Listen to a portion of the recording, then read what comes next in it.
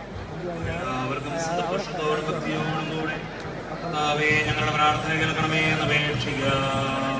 കർത്താവേ ഞങ്ങളുടെ പ്രാർത്ഥന കേൾക്കണമേ. ഞങ്ങളുടെ മാതാവായ തിരുസഭയെ സംരക്ഷിക്കണമെന്നും വിവിധ രാജ്യങ്ങളിൽ വർദ്ധന അനുഭവിക്കുന്ന സഹോദരരെ ആശ്വസിപ്പിക്കണമെന്നും അങ്ങയോട് ഞങ്ങൾ പ്രാർത്ഥിക്കുന്നു.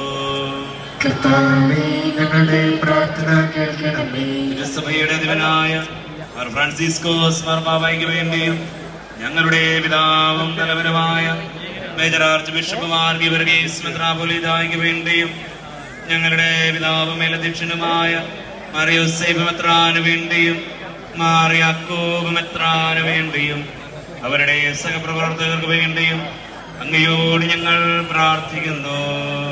കർത്താവേ ഞങ്ങളുടെ പ്രാർത്ഥന കേൾക്കണമേ. ഞങ്ങളുടെ നാടിനെയും